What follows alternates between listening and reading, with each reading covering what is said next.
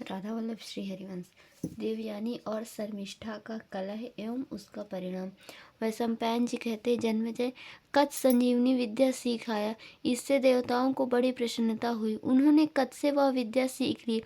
उनका काम बन गया। देवताओं ने एकत्र होकर इंद्र पर जोर डाला कि अब दैत्यों पर आक्रमण कर देना चाहिए। इंद्र ने आक्रमण किया। रास्ते में एक वन पड़ा। उस वन में बहुत सी स्त्रियां दिख पड़ी। वहां कुछ कन्याएं जल क्रीड़ा कर रही थी। इंद्र ने वायु बनकर किनारे पर रखे हुए वस्त्रों को आपस में मिला दिया। कन्याएं जब बाहर निकली तब असुर राज वृषपर्वा की पुत्री शर्मिष्ठा ने भूल से अपनी गुरुपुत्री देवयानी के वस्त्र पहन लिए। उसे मालूम नहीं था कि वस्त्र मिल गए हैं। कलह शुरू हुआ। देवयानी ने कहा, अरे एक तो तू असुर की लड़की और दूसरे मेरी चेली, फिर तूने मेरे कपड़े कैसे पहन लिए? तू आचार भ्रष्ट है, इसका फल बड़ा बुरा होगा। शर्मिष्ठा बोली, वाह री वाह, तेरे बाप तो मेरे पिता को सोते बैठते भी नहीं छोड़ते, नीचे खड़े होकर भाट की तरह स्तुति करते हैं, और तेरा इतना घमंड। देवयानी क्रुद्ध हो गई।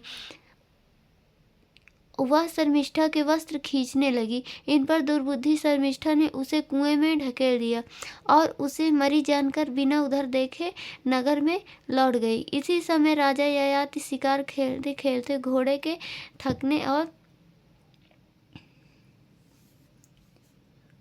प्यास लगने से विकल होकर पानी के लिए कुएं में पर पहुंचे। कुएं में जल नहीं था। उन्होंने देखा कि उसमें एक सुंदरी कन्या है। राजा ने पूछा, सुंदरी तुम कौन हो? तुम कुएं में कैसे गिरी हो? देवयानी ने कहा, मैं महर्षि शुक्राचार्य की पुत्री हूँ। जब देवता असुरों को संहार करते हैं तब वे संजीवनी विद्या द्वारा उन्हें जीवित कर दिया करते हैं। मैं इस विपत्ति में पड़ गई हूँ, यह बात उन्हें मालूम नहीं है। तुम मेरा दाहिना हाथ पकड़कर मुझे निकाल लो।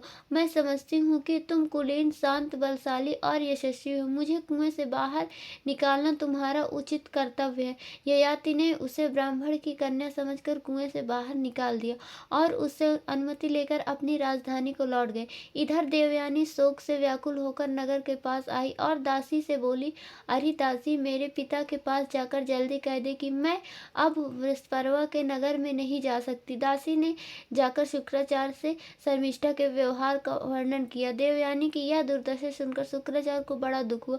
वे अपनी लड़की के पास गए और अपनी प्यारी पुत्री को हृदय से लगाकर कहने लगे, बेटी, सभी को अपने कर्मों के फल स्वरूप सुख दुख भोगना पड़ता है।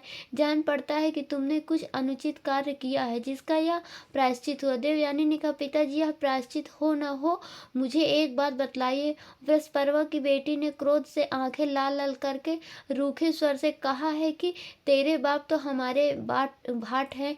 वे हमारी स्तुति करते, हमसे भीख मांगते और प्रतिग्रह लेते हैं। क्या उसका कहना ठीक है? यदि ऐसा है तो मैं अभी जाकर शर्मिष्ठा से क्षमा मांगू और उसे सुख करूं। शुक्राचार्य ने कहा, बेटी, तू भाट, भिखमंगे या दान लेने वाले की पुत्री नहीं है। तू उस पवित्र ब्राह्मण की कन्या है जो कभी किसी की स्तुति नहीं करता और जिसकी स्तुति सभी लोग करते हैं। इस बात को वृषपर्वा, इंद्र और राजा ययाति जानते हैं। अचिंत्य ब्राह्मणत्व और निर्द्वंद ऐश्वर्य ही मेरा बल है। ब्रह्मा ने प्रसन्न होकर मुझे अधिकार दिया है। भूलोक और स्वर्ग में जो कुछ भी है, मैं उस सब का स्वामी हूँ। मैं ही प्रजा के हित के लिए जल बरसाता हूँ और मैं ही औषधियों का पोषण करता हूँ। यह मैं बिल्कुल ठीक कहता हूँ। इसके बाद शुक्राचार्य ने देवयानी को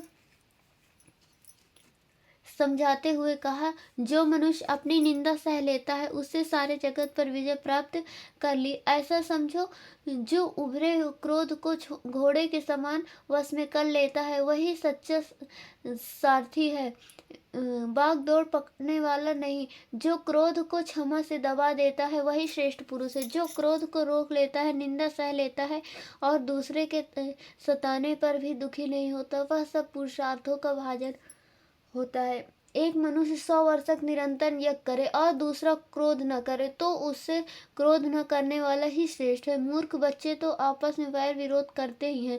समझदार को ऐसा नहीं करना चाहिए। देवयानी ने कहा, पिताजी, मैं अभी बालिका हूँ, फिर भी मैं धर्म अर्थ का अंतर समझती हूँ। क्षमा और निंदा की सबलता और निर्बलता भी मुझे ज्ञात है। अपना हित चाहने वाले गुरु को शिष्य की क्षमा नहीं करनी चाहिए। इसलिए इन क्षुद्र विचार वालों में अब मैं नहीं रहना चाहती। जो किसी के सदाचार और कुलीनता की निंदा करते हैं उनके बीच में नहीं रहना चाहिए। वहाँ जहाँ सदाचार और कुलीनता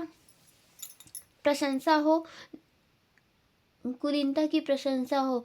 देवयानी की बात सुनकर बिना कुछ सोचे विचारे शुक्राचार्य विस्परवा की सभा में गए और क्रोधपूर्वक बोले, राजन, जो अधर्म करते हैं उन्हें चाहे तत्काल उसका फल न मिले, लेकिन धीरे धीरे वह उनकी जड़ काट डालता है। एक तो तुम लोगों ने बृहस्पति के पुत्र सेवापरायण कच्छ की हत्या की, और दूसरे मेरी पुत्री के भी वध की चेष्टा की गई। अब मैं तुम्हारे देश में नहीं रह सकता। मैं तुम्हें छोड़कर जाता हूँ। मालूम होता है तुम मुझे व्यर्थ बकवाद करने वाला समझते हो।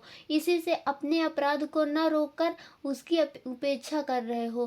बृहस्पति ने कहा, भगवान, मैंने तो कभी आपको झूठा या अधार्मिक नहीं माना। आप में सत्य और धर्म प्रतिष्ठित है। यदि आप हमें छोड़कर चले जाएंगे तो हम समुद्र में डूब मरेंगे। आपके अतिरिक्त हमारा और कोई सहारा नहीं है। शुक्राचार्य ने कहा, देखो भाई, चाहे तुम समुद्र में डूब मरो अथवा अज्ञात देश में चले जाओ, मैं अपनी प्यारी पुत्री का तिरस्कार नहीं सह सकता। मेरे प्राण उसी में बसते हैं। तुम अपना भला चाहते हो तो उसे प्रसन्न करो। बृहस्पति ने देवयानी के पास जाकर कहा, देवी, मैं तुम्हें मुंह मांगी वस्तु दूंगा, प्रसन्न हो जाओ। देवयानी ने कहा, शर्मिष्ठा 1000 दासियों के साथ मेरी सेवा करे, जहां मैं जाऊं वह मेरा अनुगमन करे। बृहस्पति ने धात्री के द्वारा शर्मिष्ठा के पास संदेश भेज दिया। उसने शर्मिष्ठा से कहलाए, कल्याणी, उठ, अपनी जाति का हित कर। शुक्राचार्य अपने शिष्यों को छोड़कर जाना चाहते हैं, तू चलकर देवयानी की इच्छा पूर्ण कर। शर्मिष्ठा ने कहा, मुझे स्वीकार है। आचार्य और देवयानी यहाँ से न जाएं। मैं उनकी सब इच्छाएं पूरी करूंगी। शर्मिष्ठा दासी के रूप में देवयानी के पास उपस्थित हुई और प्रार्थना की कि मैं यहाँ और तुम्हारी ससुराल में भी तुम्हारी सेवा करूंगी। देवयानी ने कहा, क्यों जी, मैं तो तुम्हारे पिता के भिखमंगे, भाट और दान लेने वाले की लड़की हूँ, और तुम बड़े बाप की बेटी हो। अब मेरी दासी बनकर कैसे रहोगी? शर्मिष्ठा ने कहा, जैसे बने वैसे विपदग्रस्त जाति की रक्षा करनी चाहिए। यही सोचकर मैं तुम्हारी दासी हो गई हूँ। मैं विवाह होने के बाद भी तुम्हारे साथ चलकर सेवा करूंगी। तब देवयानी प्रसन्न हो गई और शुक्राचार्य के साथ अपने आश्रम पर लौट आई।